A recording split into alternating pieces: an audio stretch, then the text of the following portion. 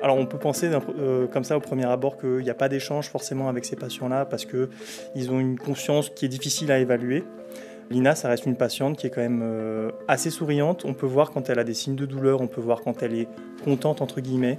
Quand on l'appelle par son prénom, elle réagit un petit peu, elle va cligner des paupières, elle va sourire un peu plus, elle va être un peu plus ouverte, on va dire. Voilà. L'hôpital San Salvador, spécialisé dans la prise en charge médicale et paramédicale du polyhandicap, est l'un des 4 établissements de l'AP-HP installés hors Île-de-France. Dirigé par Hervé Nardias, il se trouve à Hyères, dans le Var, face à la mer, sur un site étonnant de 22 hectares, aux bâtiments historiques et au parc arboré. On accueille ici des patients lourds qui sont dans un cadre idyllique et avec des équipes qui se dévouent corps et âme pour donner le meilleur d'elles-mêmes. Certains patients effectuent des séjours au long cours, parfois même toute une vie. Des adultes, mais aussi des enfants, dans l'unité Paro, l'unité pédiatrique, qui accueille actuellement une dizaine de petits patients de 3 mois à 12 ans. Parmi eux, Lina, 5 ans, qui est à l'hôpital depuis 1 an et demi. L'assistance publique Hôpitaux de Paris présente Dans la seringue, au cœur de la santé avec les femmes et les hommes qui font l'AP-HP. Une collection de podcasts qui permet de mieux connaître les maladies et leur prise en charge. Il est assez incroyable ce bâtiment, quand même. C'est pas le plus beau. C'est dommage que vous ne soyez pas venu un jour de soleil, parce que vous avez une vue magnifique sur la mer et sur les îles. Quand il fait beau, c'est encore plus beau. Épisode 10. Accompagner les enfants polyhandicapés à l'hôpital San Salvador, AP-HP. Alors, où sommes-nous ? Paro. On est à l'unité Paro, pédiatrique, où a été accueillie Lina en 2022, en mai 2022. D'accord. Bonjour. Julien Le Breton, La chambre de Lina. kinésithérapeute. Elle a 2 autres enfants avec elle, 2 petits garçons. Et donc, la petite Lina, elle est là, mais elle dort. On va peut-être pas, effectivement... Elle dort, donc elle a passé une bonne partie de la matinée au verticalisateur. D'accord. Et ça l'a fatiguée de toute Oui, évidence. bah oui. Parce que du coup, c'est une petite qui n'a pas l'habitude d'être en station verticale, comme vous et moi par exemple. Et le fait de la mettre dans le verticalisateur, il y a toute la gravité qui vient s'exercer. Et donc, alors, nous, on recherche évidemment un bienfait pour elle, que ce soit au niveau orthopédique, au niveau de la digestion, au niveau de l'entraînement un peu des muscles, au niveau de la prévention aussi des troubles aux hanches par exemple, au niveau des chevilles, etc. On met en charge le corps, voilà. D'accord. Mais effectivement, c'est une épreuve un peu pour elle, c'est difficile. Surtout que ça dure 1 heure, 1 heure et demie, en fonction de ce qu'elle supporte quand même. J'ai hâte qu'elle se réveille tout à l'heure pour faire sa connaissance. Elle dort bien, là. Elle est super bien confortable dans son petit lit. Le polyhandicap associe une déficience motrice à une déficience intellectuelle. Et cette déficience intellectuelle, elle est sévère ou profonde. Virginie Cointa, pédiatre, directrice médicale à l'hôpital San Salvador. Donc ça entraîne une restriction extrême de l'autonomie et des possibilités de perception, d'expression et de relation. Donc ces patients ont des troubles de la communication, c'est-à-dire qu'ils ne parlent pas, mais il peut y avoir des perceptions au niveau visuel, auditif, corporel. On va l'installer, ça va réveiller. Je pense qu'on peut. Lina, on va te mettre dans ton fauteuil, chérie. Hein? On va te mettre dans le fauteuil? D'accord? Elle se réveille, c'est dur. Ouais. Bonjour Lina. C'est pas une pathologie, le polyhandicap. Ce sont des atteintes. Donc il y a des atteintes neuro et des atteintes qui sont assez sévères et des atteintes motrices. Sylvie Baudin, cadre paramédical de l'unité Paro. Donc en fait, elles entraînent des dysfonctionnements et surtout, c'est des patients qui ont une autonomie qui est très affaiblie en fait. Il y a très peu de choses qu'ils sont capables de faire par eux-mêmes. Donc on doit nous pallier à ce manque d'autonomie et les accompagner dans beaucoup de domaines, en fait, hein, et principalement au départ dans les gestes de la vie quotidienne, hein, pour la toilette, pour l'habillage. C'est des patients aussi au niveau moteur qui ont des difficultés, qui souvent ont des tétraplégies ou des colonnes vertébrales qui ne se tiennent pas. Donc en fait, il y a tout un travail autour de ça. Alors, le petit fauteuil. Et qui donc... Il est tout neuf. Hein. Il est tout neuf. Oui, il n'a pas 3 semaines. Et qui a été fait spécialement pour Lina. Oui, c'est ça. On travaille avec des appareilleurs, le médecin MPR, l'ergothérapeute et moi-même. Et après, on fait des prises de mesure. On peut faire des scans aussi directement sur le patient. Et après, on essaie de faire un corset qui soit le plus confortable et en même temps un petit peu correctif. Parce que c'est des patients qui ont quand même des troubles du tonus et qui ont souvent des déformations au niveau du rachis. Donc, pour compenser un petit peu ça, ou en tout cas le retarder au maximum, on fait un appareillage qui soit un petit peu correctif, mais qui reste quand même, vous voyez, un petit peu rembourré pour que ce soit confortable pour elle, puisque forcément, elle passe un certain temps dedans. Ouais, on va te mettre dans le fauteuil. Ça y est, tu te réveilles doucement. Oh ouais, vas-y, étire-toi un peu. Voilà. Et ouais. Donc là, du coup, on va la mettre au fauteuil. Pour la mettre au fauteuil, on a des lèvres malades dans toutes les chambres. On va glisser le filet en dessous d'elle pour pouvoir la lever et l'installer au fauteuil tranquillement. Voilà. Tout en douceur. C'est ça. En douceur pour elle, en douceur pour nous aussi les soignants. Voilà. Ça fait mal au dos. C'est ça. Je vais la remettre sur le dos. Attention. Le polyhandicap peut être d'origine génétique ou avoir des causes périnatales, c'est-à-dire liées aux conditions de la naissance et de l'accouchement, par exemple une naissance prématurée. Enfin, le polyhandicap peut être la conséquence d'une pathologie contractée après la naissance.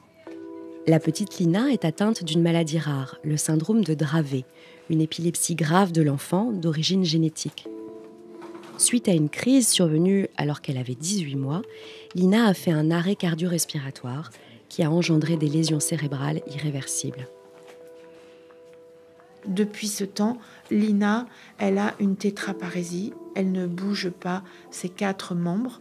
On est arrivé à calmer ces manifestations épileptiques, mais il faut être très vigilant et la surveiller au plus près. On se tourne de l'autre côté, ma puce. Catherine Durand, infirmière puéricultrice. Faisons attention à tout ce qui est sonde et appareillage. Elle a une sonde gastrique. Elle a une sonde une gastrostomie et du coup, elle est alimentée directement.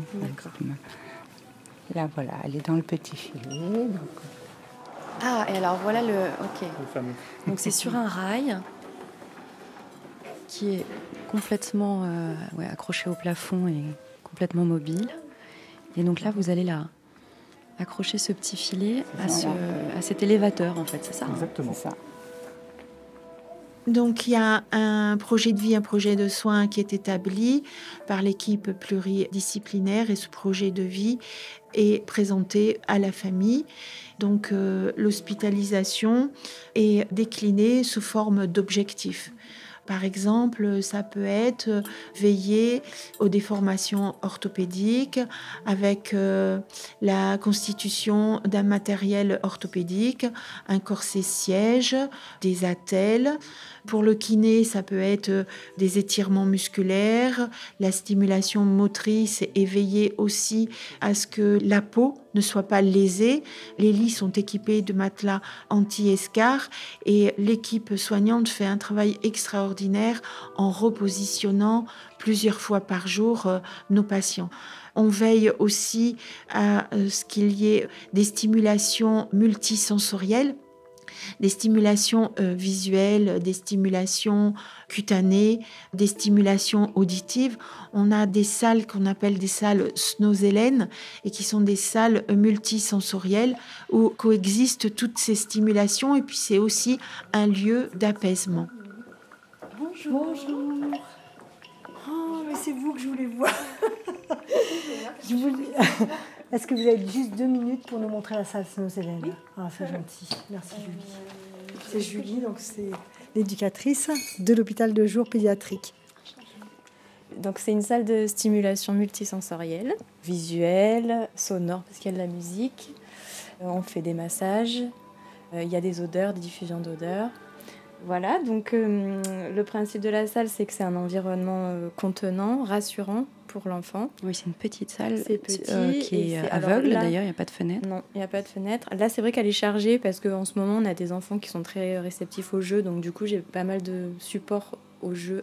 Qu'on se figure bien, on est dans une petite salle qui est plutôt une salle obscure, et dans laquelle il y a des lumières de type, voilà, je vois une espèce de... Une colonne à bulles. Une colonne à bulles, voilà, qui fait des lumières de différentes couleurs avec des petits poissons. Voilà. Là, sur le mur, on a des gros boutons de couleurs qui clignotent, j'imagine qu'ils doivent pouvoir... C'est un jeu de cause à effet, oui. Voilà, c'est ça. Il y a une espèce de tentacules de méduse rose. On là. appelle ça des fibres optiques. Des fibres optiques, d'accord. Moi, je décris ça comme je vois. Un grand miroir. Il y a le grand miroir. Et deux même. Ouais. Du coup, la musique, elle est variable. C'est pas forcément toujours là. C'est une musique plutôt relaxante, mais il peut y avoir ça peut être des comptines pour enfants. Ça dépend des enfants, de leur sensibilité à la musique et de leurs préférences en fait. Voilà. D'accord. Comme les stimulations visuelles, par exemple, les lumières, je ne vais pas toujours toutes les allumer selon leur sensibilité, selon leur fragilité aussi au niveau des crises d'épilepsie, par exemple. Je ne vais pas mettre trop de lumière, je vais en mettre qu'une ou deux. Et aussi selon leur irritabilité sensorielle. En fait, il y a des enfants où trop de lumière, trop de son, trop de mouvement, c'est insupportable. Donc du coup, je vais vraiment... Ici, ça me permet de doser et de mettre juste une petite stimulation si c'est que ça qui passe. Voilà.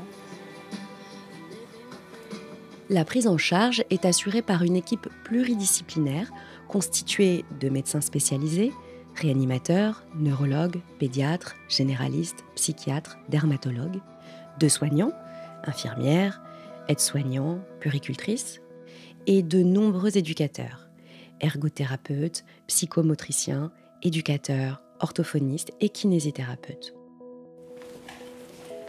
On rentre dans la partie plateau technique de rééducation. Donc là, on a la salle de rééducation du kinésithérapeute. C'est un plateau technique qui est pluridisciplinaire. Donc là... Voilà. Donc on retrouve Lina, qui est donc dans la salle de rééducation. Hop. Qui a une sacrée belle vue sur la mer, cette salle de rééducation. Oui. Incroyable. Ah ouais. Donc Lina, comme je vous disais, elle n'a plus trop de capacité à se mobiliser, en tout cas par elle-même. Donc en fait, le soin que moi je lui apporte, ça va être au-delà de l'installation, beaucoup de mobilisation et de la posture. Donc là, concrètement, vous êtes en train de l'installer où? Là, je l'installe au tapis. Pour cette petite, ça va être surtout du confort. Parce que vous pensez bien que quand vous êtes toute la journée dans la même position, au bout d'un moment, ça fait mal. Donc ça va être beaucoup de techniques de décontraction. Oh, ça c'est un gros bâillement. Oui. Vous pensez bien que c'est un tout compliqué de rester toute la journée dans la même position. Il y a des enraidissements qui se créent. Il peut y avoir des rétractations musculaires. Donc il y a un premier travail qui est fait dans tous les cas quand elle est mobilisée au quotidien, que ce soit pendant l'échange, à la douche, lors des transferts, etc. Et moi, après, je viens et je vais essayer de la mobiliser dans toutes les amplitudes, au niveau de toutes les articulations. Alors, elle a d'autres problématiques. Elle présente de la spasticité aussi. Ouais, ça veut dire quoi? Alors, la spasticité, c'est une augmentation du réflexe myotatique. Donc ça, c'est les termes un peu durs, on va dire. Mais grossièrement, quand je vais chercher à l'amener dans une position, les muscles vont tout faire pour conserver la position inverse. Très grossièrement, hein, je vous la fais. Donc moi, il y a des techniques qui existent, que les équipes connaissent aussi, puisqu'elles sont formées à ça. C'est des techniques de décontraction. On va permettre en fait de libérer la mobilité du patient. Voilà. Ça nous sert énormément lors de l'habillage et du déshabillement de l'enfant. Vous, son infirmière, vous allez aussi pratiquer ces gestes-là? Oui. Oui, on a été formés quand on arrive. En fait, les kinés nous montrent les mouvements, si on ne les connaît pas. Et ça nous sert au quotidien et tout au long de la journée, quand on veut déshabiller et habiller l'enfant avec le plus de souplesse possible et le moins de douleur, quoi, pour éviter justement toutes ces douleurs. Alors, une des grosses difficultés sur les patients comme Lina, ça va être la prise en charge de la douleur. Dernièrement, Lina, elle a eu des douleurs au niveau des membres inférieurs. Alors, quand je vous dis des grosses douleurs, c'est quoi? Parce que c'est quand même difficile d'objectiver. Oui, c'est ce que j'avais Ça va demandé, quand même comment être, ça va être des pleurs, des choses comme ça. Alors nous, on a des échelles un peu spécialisées, notamment l'échelle de la douleur de San Salvador, qui est reconnue, et on s'en sert, mine de rien, au quotidien. L'observation du patient est très importante, parce que comme c'est des enfants qui ne communiquent pas oralement, tout est dans ce qu'on peut percevoir, c'est-à-dire tout ce qui est mimique, expression du visage, comportement corporel. Et c'est ça qui va nous dire si l'enfant il est inconfortable ou douloureux. Et du coup, c'est en touchant soit les bras, les mains, les jambes, qu'on se rend compte à quel moment elle réagit. Et là, on se dit, c'est à cet endroit qu'elle a mal ou qu'elle a un inconfort. Et t'as un joli petit legging, dis donc, hein. Joli petit pantalon, bien fleuri, avec des petits renards dessus. Grâce à papa et maman. Ouais. Ils sont très attentionnés avec elle. La famille a une part très importante quand elle est présente dans la prise en charge de l'enfant. Et on a la chance d'avoir des familles qui viennent régulièrement rendre visite à leur enfant.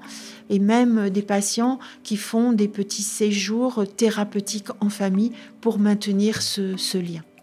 Les visites, il y a des salons des familles qui permettent ces temps d'échange du parent avec son enfant.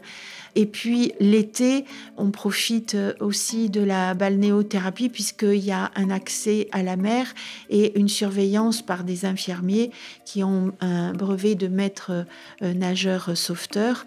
Donc la famille vraiment fait partie du projet thérapeutique du patient et du résident. Allô ? Allô, oui, bonjour Nassima. Bonjour. Vous allez bien ? Merci. Nassima est la maman de Lina et d'un petit garçon de 8 ans. Elle a noté les progrès de sa fille depuis l'entrée à l'hôpital San Salvador en mai 2022. Il y a du mieux. Il y a du mieux, l'équipe est exceptionnelle. Les enfants qui sont aussi atteints que Lina n'aiment pas trop le changement, donc ils veillent en fait à avoir les mêmes rituels, les mêmes moments de vie. Ils essayent de s'adapter au mieux en fait à ses besoins. Elle prend énormément de médicaments, ce qui fait que le matin c'est toujours un peu dur pour elle. Donc ils prennent ça en considération. Elle se fatigue aussi beaucoup, donc pareil, tout est timé, tout est calibré pour qu'elle soit au mieux. Et puis, en plus de la gestion de la douleur, en plus de tous les protocoles que Lina doit suivre, il y a une prise en charge de toute la famille, entre guillemets, parce que, en fait, on est vraiment une équipe. Donc, étant donné qu'elle se fatigue beaucoup, lorsqu'on leur dit qu'on va passer, par exemple, à telle heure, ils vont la mettre au lit, histoire qu'elle puisse profiter, en fait, du moment avec nous, avec son frère, etc. En s'appuyant sur l'équipe qui est sur place, on les intègre en fait à notre vie. On les voit très souvent et c'est une sorte de fusion. On se sent moins seul. Je pense que ce qui est vrai pour elle est vrai pour nous aussi. Et Lina ne sourit plus. Aujourd'hui, elle a 5 ans, elle sourit. Et je pense qu'on a tous réappris à sourire d'une certaine façon. Un ancien psychiatre qui était sur San Salvador, le docteur Maurice Béard, il nous disait, quand vous venez travailler à San Salvador, pensez toujours à ces 2 phrases. Qu'est-ce qu'une vie qui vaut la peine d'être vécue ? Et qu'est-ce que je viens faire dans cette histoire ? Isabelle Michel, cadre socio-éducatif. Il y a des moments très difficiles. N'oublions pas que la personne atteinte de polyhandicap est extrêmement vulnérable et fragile. Mais il y a aussi plein de moments de vie qui nous surprennent, qui nous éblouissent. Et puis, avec des enfants ou des adolescents et des adultes qui sont là depuis des années, il y a des liens particuliers qui se créent avec la personne qu'on accompagne, mais aussi avec la famille. Et San Salvador nous permet de vivre ces moments magiques. Les éducateurs du centre donc, d'activité thérapeutique et d'éveil avaient créé le cabanon. Chez nous, en Provence, le cabanon, c'est un petit endroit bien tranquille au milieu de la campagne où on profite de moments de vie très agréables. Les agapes, la partie de pétanque, tout. Au départ, quelques familles venaient au cabanon, puis petit à petit, on est arrivé des fois à 100 personnes sur le cabanon et on passe la journée du dimanche, on prépare ensemble une paella ou une plancha, tout le monde cuisine, puis personne n'a de casquette. on passe un moment convivial tous ensemble. On arrive sur une vue imprenable sur la mer et rien que pour ça, c'est magique. C'est magique pour les enfants, c'est magique pour les familles qui poussent leurs enfants et qui arrivent devant ce spectacle. On passe devant un petit pigeonnier en briques rouges. L'allée tourne et la mer se dessine d'un coup derrière les pins. Et en plus là, il y a un beau rayon de soleil. Voilà. Nous sommes arrivés au cabanon. On est à la campagne, une véritable petite parenthèse dans le temps de la maladie. Pour le décrire, effectivement, il s'agit d'un tout petit cabanon donc, qui a été peint en jaune avec des petits volets et une petite porte en bois rouge. Et en face, il y a une grande treille pour créer de l'ombre avec des tables. Et en face, quand on se tourne, on a la mer. Et on a parfois les embruns, les odeurs de la mer qui reviennent même jusqu'ici. Bonjour. Mais moi, c'est Stéphane, je suis AVS pour Aide à Domi. Et là, j'ai ma résidente que je sors qui aime écouter de la musique devant la mer. Je m'assois, on se met là et on écoute de la musique. Qu'est-ce que vous étiez en train d'écouter ? Face à la mer de Calogero, c'est la musique qu'elle adore.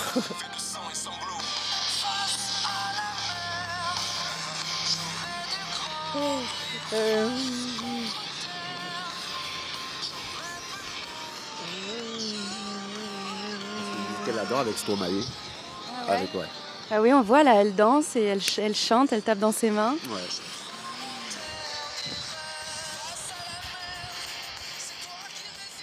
Et la chanson est bien choisie.